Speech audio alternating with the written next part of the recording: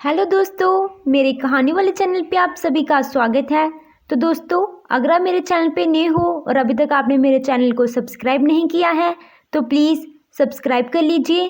तो अब हम आज की कहानी पढ़ना शुरू करते हैं। शहर की बहू अपनी गंवार सास को भेजना चाहती थी वृद्धाश्रम। फिर हुआ कुछ ऐसा कि बहू ने खुद ही अपनी सास के पैर पकड़ लिए। चेतन एक छोटे से गांव में रहता था और निर्मला शहर में रहती थी। वह दोनों एक ही ऑफिस में नौकरी करते थे। दोनों के बीच प्रेम हुआ और बात शादी तक जा पहुंची। एक दिन चेतन निर्मला से कहता है, निर्मला, मैं गांव में रहता हूं, मुझे नहीं लगता कि तुम गांव में एडजस्ट कर पाओगी। चेतन, मुझे गांव से क्या करना है, बस घर का माहौल गंवार जैसा नहीं होना चाहिए। गांव तो गांव होता है, गांव में बहुत सारे काम होते हैं और मेरी माँ को अपना ग्रामीण जीवन ही पसंद है। मैं अपनी माँ के खिलाफ नहीं जा पाऊँगा।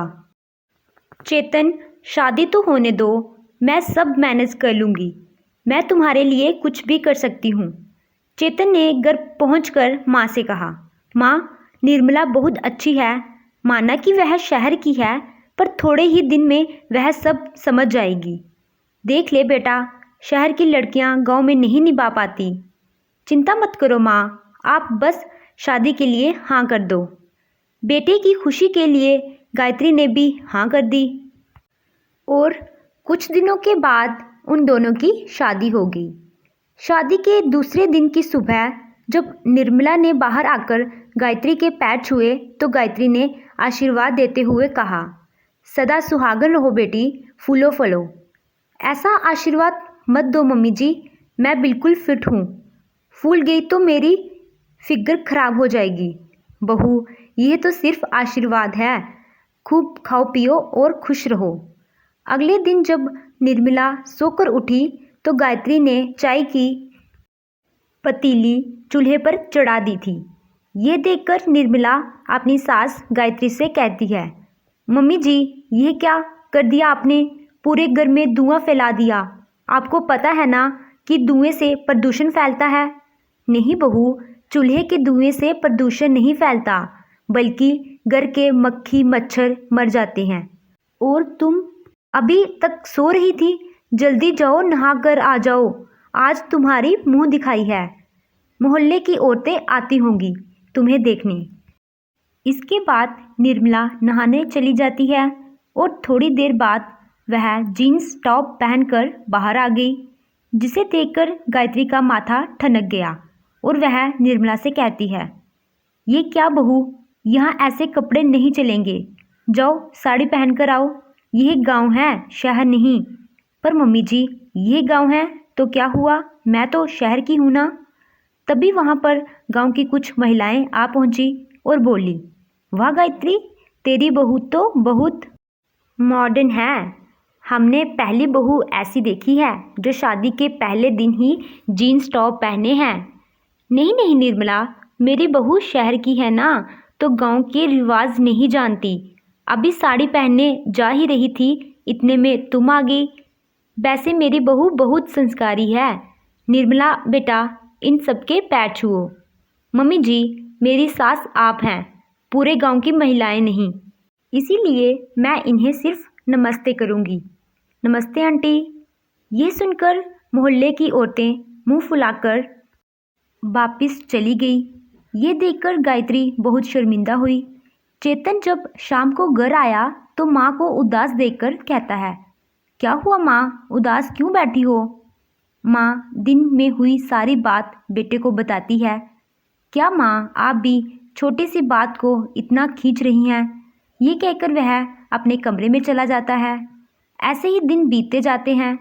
निर्मला को उसकी सास गायत्री का कुछ भी कहना अच्छा नहीं लगता, इसीलिए वह एक दिन अपने पति चेतन से कहती है, देखो चेतन, अब मैं आपकी माँ को और बर्दाश्त नहीं कर सकती। बेहतर होगा कि आप इन्हें वृद्धाश्रम छोड़ दें। मैंने तो तुम्हें पहले ही कहा था कि तुम शहर की हो, गांव में एडजस्ट नहीं कर पाओगी।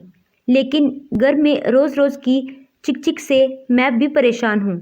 अच्छा है कि माँ को वृद्धाश्रम ही छोड़ देते हैं। दूसरे दिन सुबह गायत्री के चिल्लाने की आवाज़ आई। निर्मला बहू, ये तुमने क्या किया? चूल्हे पर चढ़ाने वाले सारे बर्तन तोड़ दिए। तो मम्मी जी क्या हुआ? ये सारे बर्तन पुराने हो गए थे, अब इनकी यहाँ पर कोई ज़रूरत नहीं। अब चूल्हे की जगह गैस आ चुकी है और हम सब्जी भी कुकर में बना सकते हैं। ये सब तुम्हें ठीक नहीं किया बहू। तो अब तुम मुझे भी बाहर निकाल दोगी?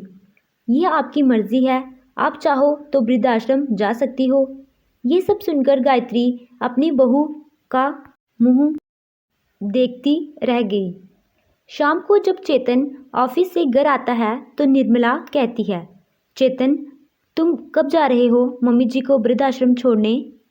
कल जब मैं ऑफिस से घर आऊँगा तो शाम को छोड़ आऊँगा। तुम माँ को कह देना कि वह अपना सामान बांध ले। ठीक है।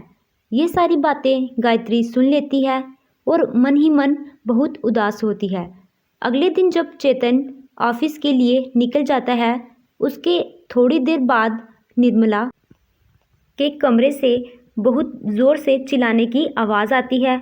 उसके चिल्लाने की आवाज़ सुनकर गायत्री उसके कमरे में जाती है तो देखती है निर्मला अपने पैर को पकड़कर ज़ोर ज़ोर से चिल्ला रही है।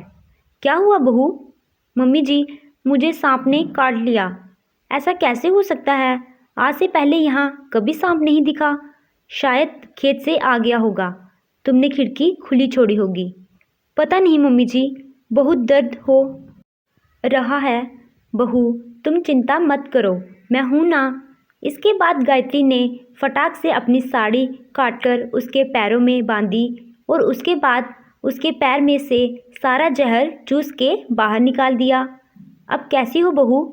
मैंने चेतन को भी फ़ोन लगा दिया है, आता ही होगा।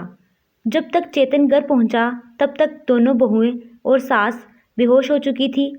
चेतन उन दोनों को लेकर हॉस्पिटल गया और डॉक्टर से बोला, डॉक्टर कुछ भी करके दोनों को बचा लो। चेतन आपको घबराने की ज़रूरत नहीं है। आपकी माँ ने सारा जहर आपकी पत्नी के पैर से निकाल दिया है। अब यह दोनों ठीक हैं। दोनों को हमने इंजेक्शन लगा दिया है, उनको जल्दी ही होश आ जाएगा। 2-3 घंटे के बाद वह सभी घर आ गए, लेकिन निर्मला की आंखों से आंसू रुकने का नाम ही नहीं ले रहे थे।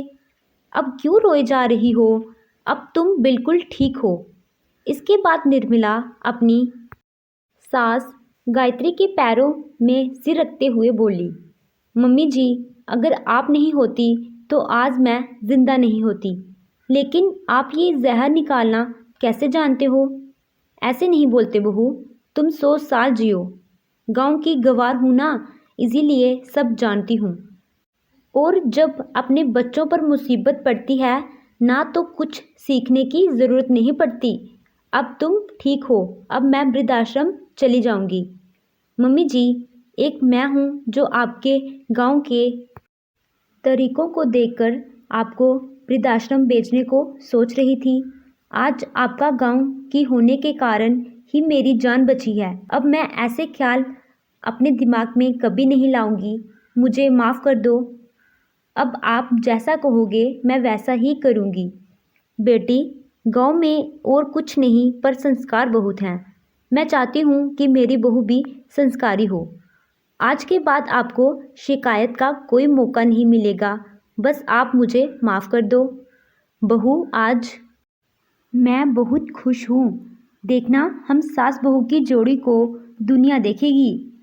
इसके बाद वह सभी अपनी ज़िंदगी में बहुत ही हंसी खुशी से रहते हैं। तो दोस्तों, आपको यह कहानी कैसी लगी? कहानी अच्छी लगी हो तो वीडियो को लाइक कीजिएगा और मेरे चैनल को सब्सक्राइब कीजिएगा। Thank you.